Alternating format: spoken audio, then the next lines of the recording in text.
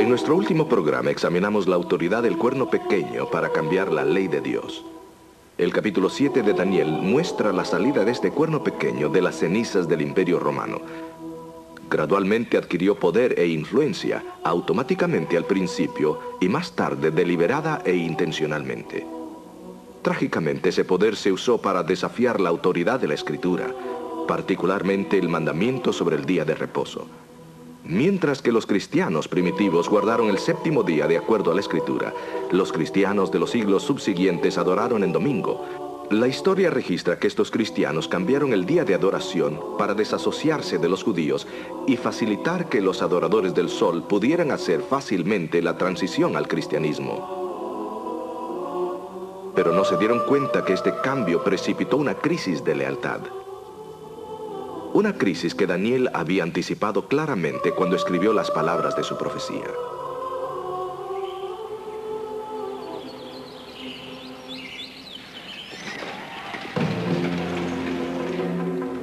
Seguidamente el cuerno pequeño tomó acción en contra de aquellos que desafiaron su autoridad. Bajo el Papa Inocente III y otros que le siguieron, muchos grupos minoritarios fueron perseguidos y muertos por su fe. En este episodio nos movemos a los capítulos 8 y 9 de Daniel y desenmarañamos una de las profecías más extraordinarias. Es una profecía que se extiende por un periodo de 2300 años. En esta visión Daniel vio un carnero con 2 cuernos parado junto a un río. El carnero acometía contra el poniente, el norte y el sur, y ninguna bestia podía resistirle. Entonces Daniel vio un macho cabrío con un cuerno entre sus ojos. Vino corriendo desde el poniente y atacó al carnero. La fuerza de su ataque fue tan grande que los cuernos del carnero quedaron destruidos y fue pisoteado en la tierra. Pero en el pináculo de su poder, el gran cuerno del macho cabrío fue quebrantado y salieron en su lugar 4 cuernos pequeños. De esos 4 cuernos salió otro cuerno que comenzó muy pequeño, pero que se convirtió en un poder que dominó toda la tierra. Un sueño extraño y misterioso. Pero ¿a quién representaban el carnero y el macho cabrío? ¿Y a quién representaba el cuerno pequeño que salió de los 4 cuernos? ¿Y cuál es el significado de los 2300 días? En este capítulo llegamos al pináculo del mensaje del libro de Daniel. La profecía se extiende hasta nuestros días, hoy, y predice un evento que transpira ahora mismo en las cortes del cielo. Un evento que nos indica claramente que vivimos justo antes del fin de la historia. Así que escuchemos a Alejandro Bullón en La profecía de tiempo más larga de Daniel.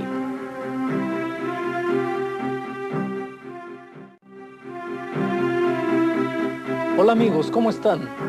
Hoy quiero darles la bienvenida a lo que será sin duda ninguna uno de los capítulos más fascinantes y significativos de Daniel. En nuestro estudio de las profecías hasta este momento hemos notado que hay un principio que obviamente resalta en cada una de las profecías y es la repetición y la ampliación de lo ya representado. Cada una de las profecías de Daniel pasa por el mismo periodo de la historia, mencionando los imperios del pasado, añadiendo mayor cantidad de detalles para el tiempo del fin. Notamos esto al estudiar Daniel 2 acerca de los 4 imperios mundiales, Babilonia, Medo-Persia, Grecia y Roma. Después, cuando llegamos a Daniel 7, nuevamente vemos que la profecía abarca el mismo periodo, Babilonia, Medo-Persia, Grecia y Roma, pero en esta ocasión añade el cuerno pequeño luchando contra el tiempo y contra la ley de Dios. Ahora llegamos a los capítulos 8 y 9. Y notaremos que estas profecías repasan la misma historia, Medo-Persia, Grecia, Roma y el cuerno pequeño. El punto central de Daniel 8 y 9 es cómo Dios pondrá fin al poder del cuerno pequeño. Bueno, abramos nuestras Biblias y nos encontraremos con 2 animales, un carnero y un macho cabrío. El comienzo de este capítulo explica que la profecía fue dada a Daniel en el 3er año del rey Belsasar. Esto fue justamente al final del dominio mundial de Babilonia. Así que nos es sorprendente notar que la primera bestia vista se refiere al poder que conquistó a Babilonia. Vamos a leer el texto. Alcé mis ojos y miré, y he aquí un carnero que estaba delante del río, el cual tenía 2 cuernos, y aunque eran altos, uno era más alto que el otro, y el más alto subió a la postre. Vi que el carnero hería con los cuernos al poniente, al norte y al mediodía, y que ninguna bestia podía parar delante de él, ni había quien escapase de su mano, y hacía conforme a su voluntad y engrandecíase. Lo hermoso de este capítulo, amigos, es que el ángel le explica a Daniel lo que representan los símbolos. Note el versículo 20. Aquel carnero que viste que tenía cuernos son los reyes de Media y Persia.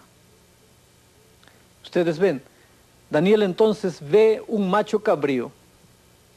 Yo continúo leyendo el relato bíblico. Y estando yo considerando, he aquí un macho cabrío venía de la parte del poniente sobre la haz de toda la tierra, el cual no tocaba la tierra, y tenía aquel macho cabrío un cuerno notable entre sus ojos. El versículo 21 explica a quién representa el macho cabrío. Miren lo que dice. Y el macho cabrío es el rey de Grecia, y el cuerno grande que tenía entre sus ojos es el rey primero. Así que aquí tenemos evidencia clara que esta profecía sigue la misma secuencia de Daniel 2 y Daniel 7. Después de Medo-Persia viene Grecia. El primer gran rey de Grecia fue Alejandro el Grande. Ahora, de acuerdo a los versículos 6 y 7, Grecia conquistó a los medos y a los persas. Pero justamente cuando Alejandro estaba en la cumbre de su poderío, a la edad de 32 años, murió repentinamente, probablemente como resultado de su intemperancia.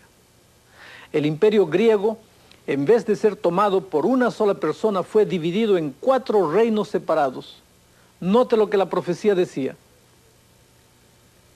Y engrandecióse en gran manera el macho cabrío, y estando en su mayor fuerza, aquel gran cuerno fue quebrado, y en su lugar subieron otros 4 maravillosos hacia los 4 vientos del cielo.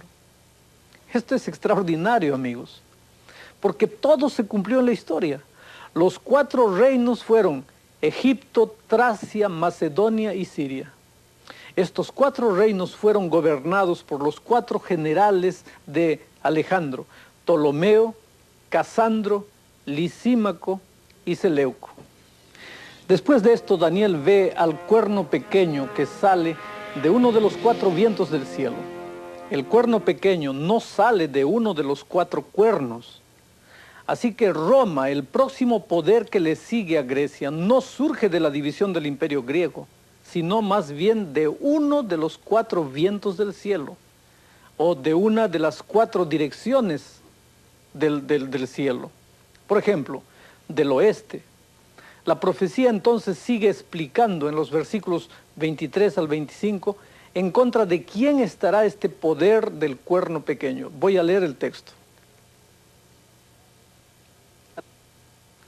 Y al cabo del imperio de estos, cuando se cumplirán los prevaricadores, levantaráse un rey altivo de rostro y entendido de dudas, y su poder se fortalecerá, mas no con fuerza suya, y destruirá maravillosamente, y prosperará, y hará arbitrariamente, y destruirá fuertes, y al pueblo de los santos, y con su sagacidad hará prosperar el engaño en su mano, y en su corazón se engrandecerá, y con paz destruirá a muchos, y contra el príncipe de los príncipes se levantará, mas sin mano será quebrantado.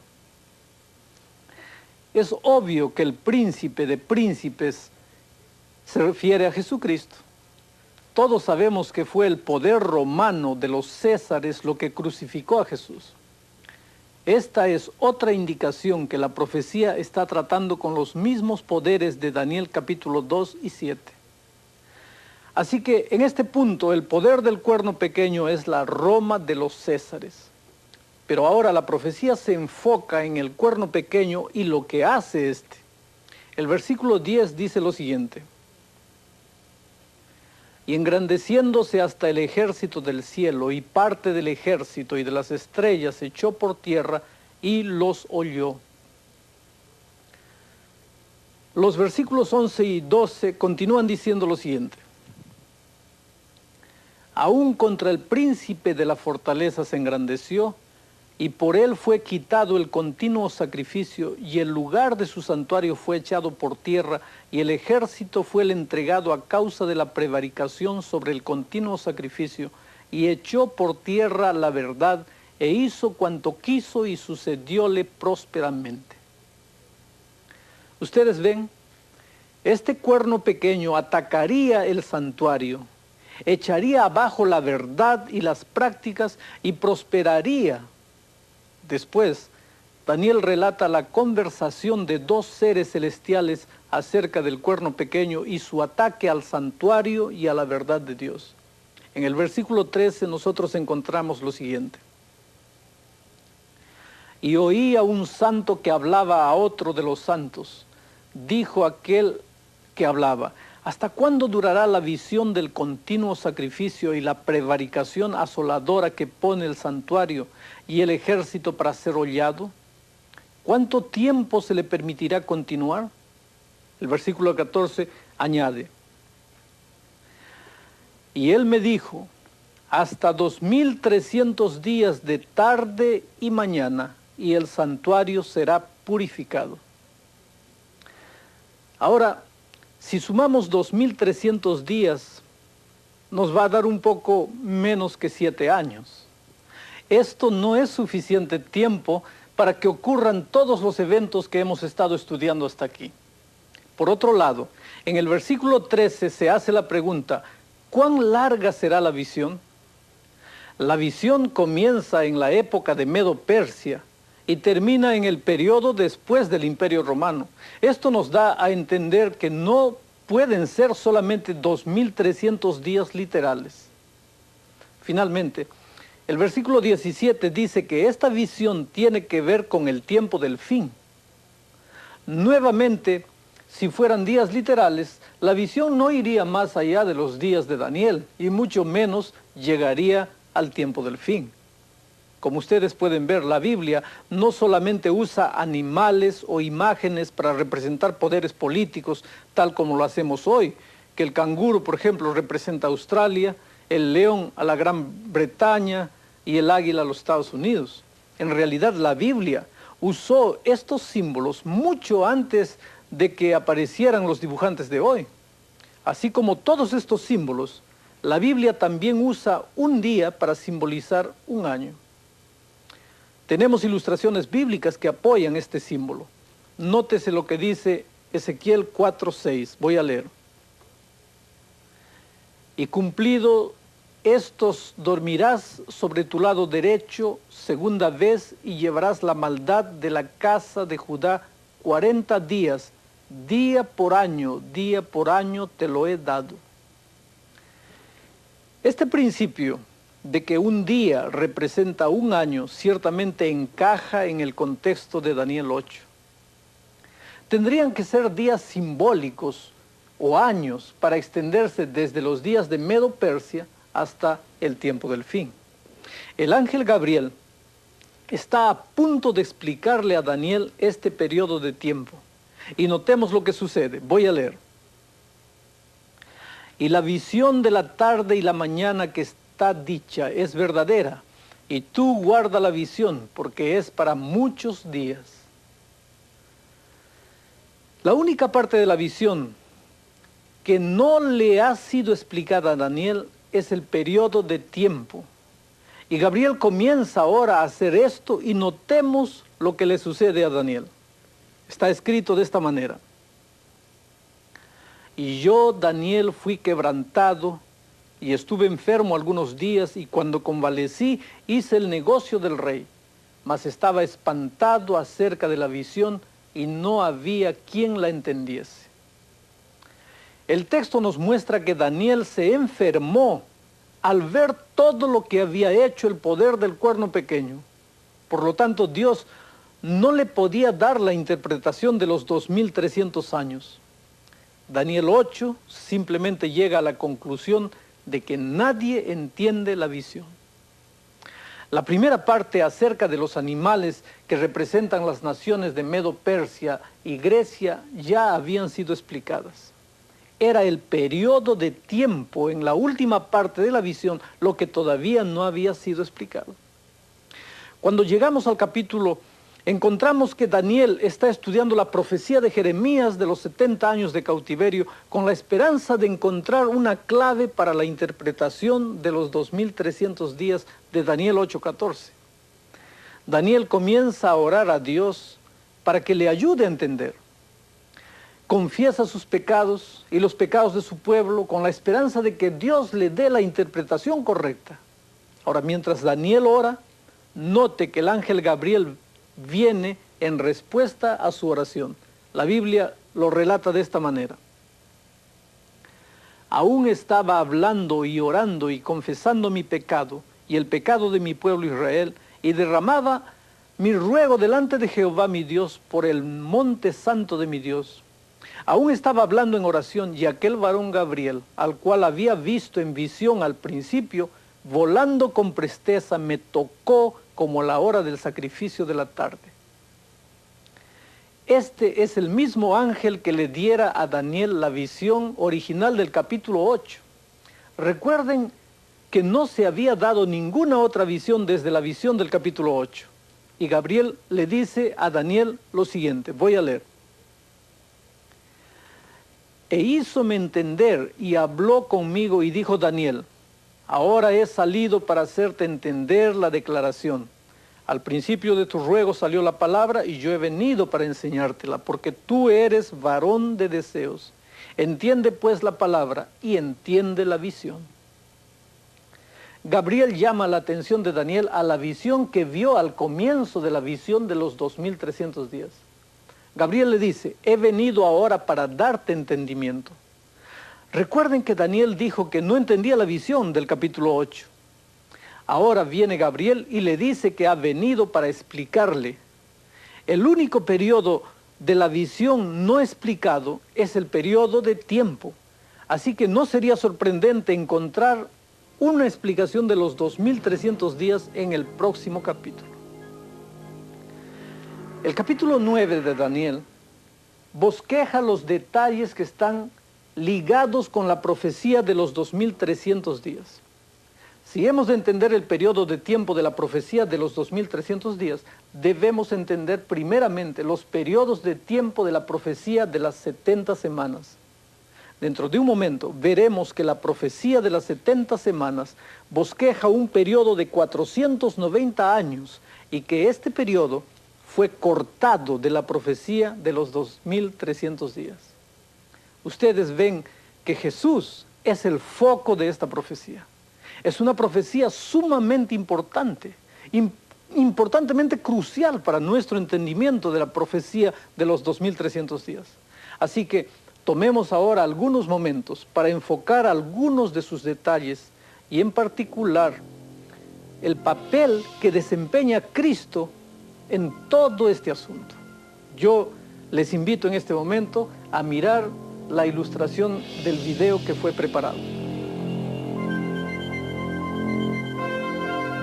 La profecía de las 70 semanas en Daniel 9 es extraordinaria. Comienza con la reconstrucción del templo judío en el año 457 y culmina en uno de los eventos más importantes de la historia, la muerte del Mesías. La última semana de este periodo, la 17ª, es el clímax de la profecía. El principio, la mitad y el final de la semana son particularmente significativos. Cada segmento representa eventos importantes asociados con la vida de Jesucristo y su rechazo como el Mesías por su propio pueblo. Puesto que Jesús es el centro de esta profecía, necesitamos comprender un poco de su vida aquí en la tierra para percibir el impacto de la profecía de Daniel.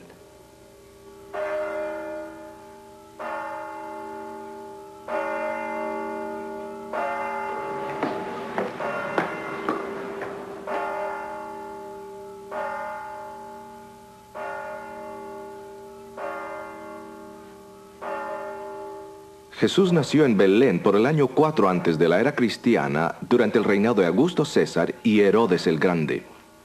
Muy temprano en su niñez, Jesús dejó esta región y se dirigió al norte hacia Galilea.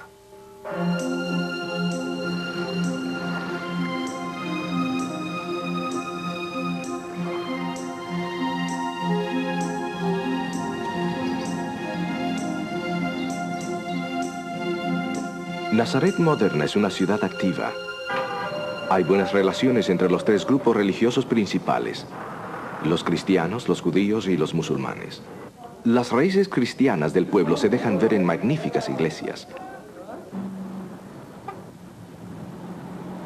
Esta iglesia, por ejemplo, es una iglesia ortodoxa griega.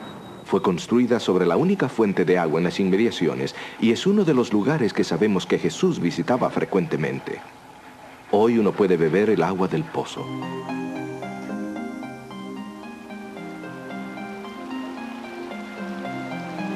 A la edad de 30 años, Jesús comenzó su ministerio público al ser bautizado por Juan el Bautista aquí en el río Jordán. Corría el año 27 y era el 15º del reinado de Tiberio César. Este evento fue predicho por la profecía de Daniel. Era el comienzo de la 17ª semana. Al comienzo de su ministerio público, Jesús se mudó a la ciudad de Capernaum, a orillas del lago.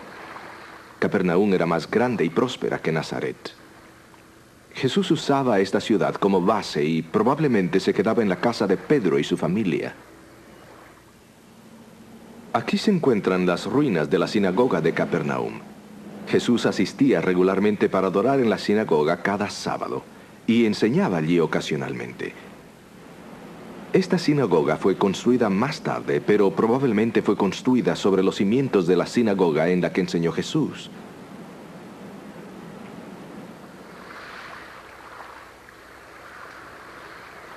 Galilea fue la región donde Jesús concentró su ministerio público. Por estos lugares sanaba a los enfermos y le predicaba a todos aquellos que venían a escucharlo.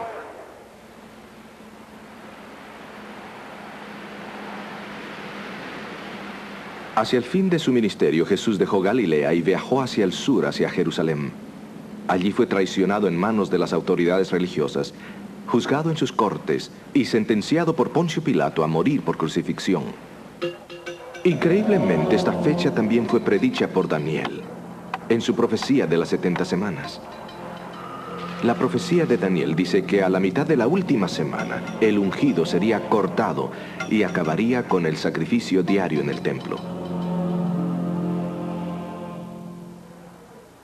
Esta es efectivamente la tumba de la familia de Herodes.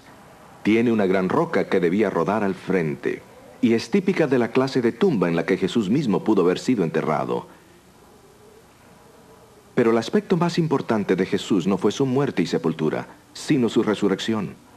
Este evento dramático dio comienzo a la iglesia cristiana, cuando sus discípulos llevaron las buenas nuevas. La muerte y resurrección de Cristo también marcó el fin del sistema de sacrificios en el santuario, porque Cristo, el Cordero de Dios, había sido inmolado por los pecados de la humanidad. El sistema judío de sacrificios en el santuario quedaba obsoleto. El tipo había encontrado el antitipo. Pero los líderes judíos rehusaron aceptar esto y comenzaron a perseguir a los seguidores de Cristo. 3 años después de la resurrección de Cristo, se efectuó el martirio del primer cristiano en las afueras de la ciudad de Jerusalén. Esteban, un diácono de la iglesia, fue apedreado.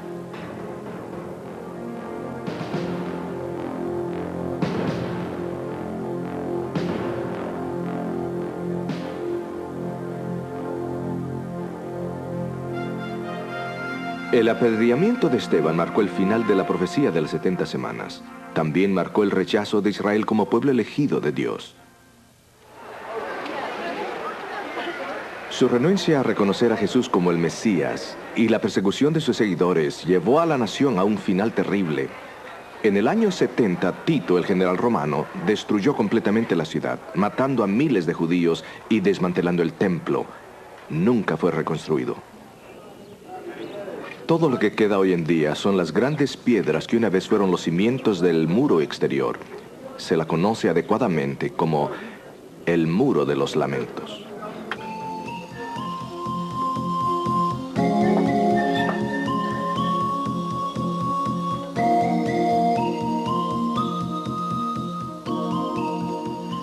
La profecía de las 70 semanas es una profecía sorprendente que señalaba con exactitud la venida del Mesías. En esta profecía, la que ahora nos permite juntar todas las piezas de manera que podemos encontrar el punto de partida de la profecía de los 2300 días, lo que nos aclara la vida y la muerte de Jesús. Ahora, en el capítulo 9, versículo 23, se le dice a Daniel que considere la visión de los 2300 días. Entonces el versículo 24 dice que las 70 semanas son determinadas o cortadas de los 2300 días para el pueblo judío. Ahora, 70 semanas son 490 días. Y recordando el principio bíblico de que un día representa un año, representaría 490 años. Ustedes recordarán que en este momento el pueblo de Dios, los judíos, estaban en cautividad.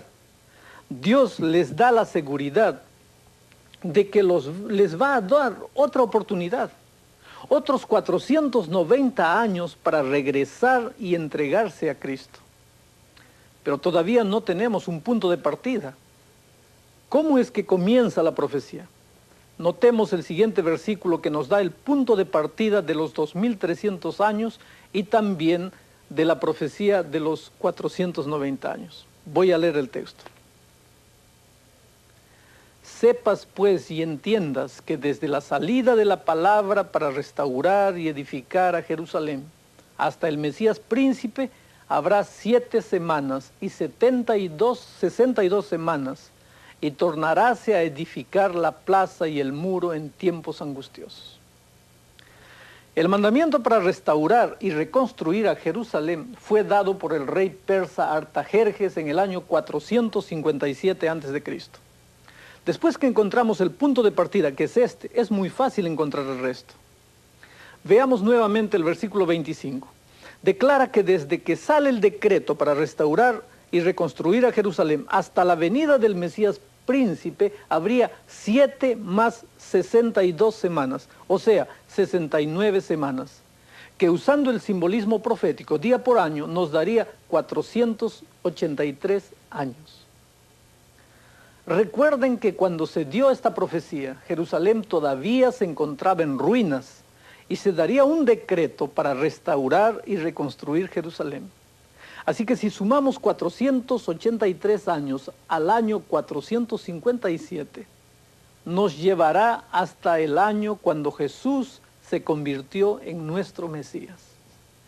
El decreto original fue dado en el otoño de ese año, el 457 a.C., lo cual quiere decir que necesitamos añadirle al año 26 después de Cristo el otoño, lo que nos lleva hasta el año siguiente, el 27 después de Cristo.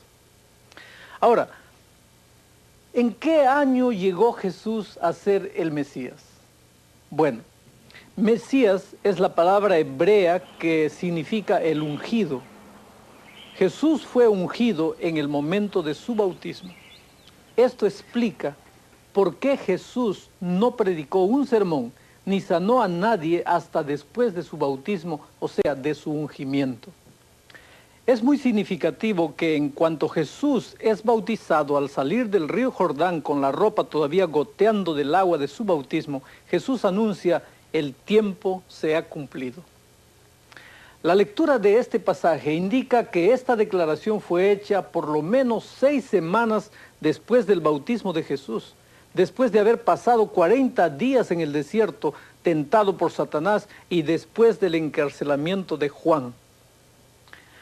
El gran reloj profético había marcado la hora y Jesús ahora aparece en la escena para el bautismo. Daniel había predicho siglos antes que él aparecería. Es interesante notar que de acuerdo a Lucas 3:1, el bautismo de Jesús ocurrió en el año 15 del reinado de Tiberio César, lo cual nos trae justamente al año 27 después de Cristo. Al regresar a la profecía, el siguiente versículo dice que al Mesías le sería quitada la vida, pero no por sí mismo. Como ven, La Biblia no solamente predijo el bautismo de Jesús, sino también predijo su muerte. Pero Él no moriría de una muerte común como la nuestra. Él sería cortado, pero no por sí mismo, como dice el versículo. En otras palabras, moriría una muerte de sustitución. En el versículo 27 se nos dice que el Mesías confirmaría el pacto con los judíos durante una semana. Una semana son 7 días o 7 años. 7 años sumado al año 27 después de Cristo nos trae al año 34 después de Cristo. Durante este periodo de 7 años, el Evangelio debe ser confirmado a los judíos.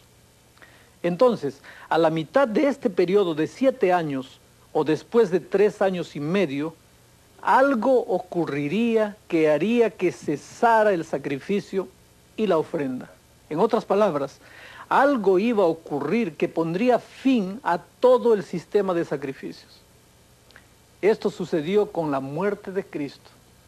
Este evento ocurrió en la primavera del año 31 después de Cristo. Mientras Jesús colgaba de la cruz, la cortina del templo fue rasgado desde arriba hasta abajo. Fue rasgada por manos divinas, indicando que el santuario terrenal, con su sistema de sacrificios, había llegado a su fin. Durante los próximos 3 años y medio, los discípulos, después del día del Pentecostés, predicaron y trabajaron mayormente en favor de la nación judía. Sin embargo, en el año 34 después de Cristo, la nación judía selló su rechazo del Evangelio con el apedreamiento de Esteban.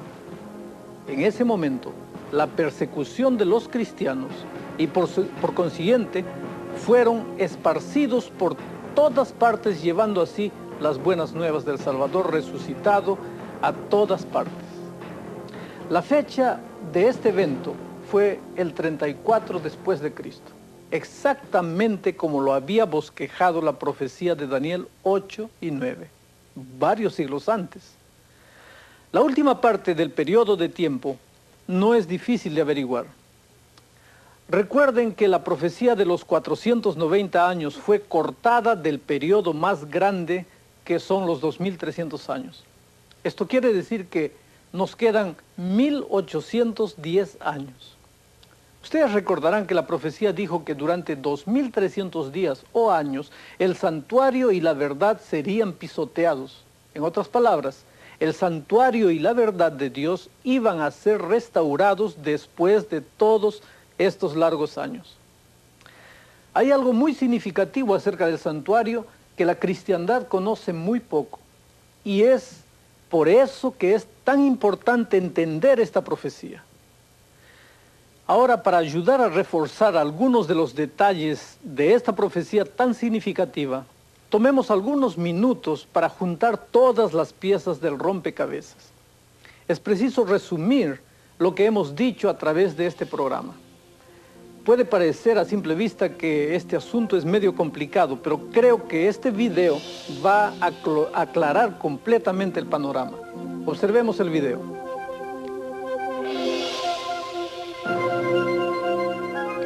Para comprender la profecía de los 2300 días nos basamos en 2 principios claves. Uno, el principio de día por año, es decir, un día profético equivale a un año calendario. El otro principio es el de repetición y expansión. Daniel emplea este método cuando repasa la misma historia de sus profecías previas y las expande. Así que mientras Daniel 7 habla acerca del desarrollo del cuerno pequeño, Daniel 8 y 9 hablan de cómo Dios acabará con ese poder. Recordemos un punto muy importante. La profecía de los 2300 días le fue dada a Daniel durante los últimos días del Imperio Babilónico. Puesto que Babilonia estaba por esfumarse en la historia, la visión realmente comienza con el siguiente imperio, Medo-Persia. El imperio Medo-Persa estaba representado por el macho cabrío con 2 cuernos. Luego siguió el carnero con un cuerno prominente, representando a Alejandro el Grande y el imperio griego. Cuando Alejandro Grande murió, su reino fue dividido en 4, y de uno de los 4 se levantó este terrible reino, el Imperio Romano. La profecía predijo que este reino destruiría a los santos de Dios y se levantaría contra el príncipe de los príncipes. Cuando apareció el ángel Gabriel y comenzó a explicarle el significado de la visión, Daniel quedó tan abrumado que enfermó y se desmayó. Consecuentemente, Gabriel no pudo terminar la explicación, es decir, la parte concerniente a las tardes y mañanas de los 2300 días. Transcurrido el tiempo, el reino de Babilonia cayó bajo Darío el Medo. Mientras tanto, Daniel estudiaba la profecía de Jeremías de los 70 años del cautiverio judío, deseando encontrar la clave de los 2300 días. Pero aparentemente no había solución al problema. Ninguna solución excepto hasta que el mismo ángel, el ángel Gabriel, se le apareció nuevamente a Daniel y le explicó la visión. Se le dijo que las 70 semanas habían sido cortadas de los 2300 días para el pueblo judío. Usando el principio de interpretación de un día que representa un año, 70 semanas representan 490 años. Recuerden que los judíos estaban en cautividad en el momento en que Dios les aseguró que tendrían 490 años más para determinar su suerte. Las 70 semanas comenzaron con el decreto de Artajerjes para reconstruir a Jerusalén en el año 457 a.C. Al fin de las primeras 69 semanas llegaría el Mesías. 69 semanas son 483 años que nos llevan al año 27 de la era cristiana, el año en que Jesús fue bautizado y comenzó su ministerio público. Este es el principio de la 17ª semana. La profecía dice en Daniel 9:26 que a la mitad de la 17ª semana se le quitaría la vida al Mesías, prediciendo la muerte de Cristo en el año 31 de la era cristiana. Así que la Biblia no solamente predijo el bautismo de Cristo, sino también su muerte. Pero noten que dice que Cristo no moriría por sí mismo, sino una muerte sustitutiva por la humanidad, trayendo así el fin del sistema de sacrificios. Desde el comienzo de su ministerio en el año 27 de la era cristiana, se le otorgaron 7 años a la nación judía para aceptar a Jesús como el Mesías. Pero en el año 34 no solo se había rechazado y crucificado a Jesús, sino que el primero de los mártires cristianos había sido apedreado por el pueblo elegido de Dios. El apedreamiento de Esteban marca el fin de las primeras 70 semanas o 490 años de la profecía de los 2300 años. Nos quedan 1810 años. Cuando sumamos 1810 años al año 34, llegamos al año 1844, que es la conclusión de la profecía de los 2300 años. La Biblia declara que hacia el final de los 2310 el santuario sería purificado. Así que, ¿qué ocurrió a la mitad del siglo XIX cuando se cumplía esta profecía? Para responder a esa pregunta hay que saber más del santuario, y ese será el estudio de nuestro próximo episodio.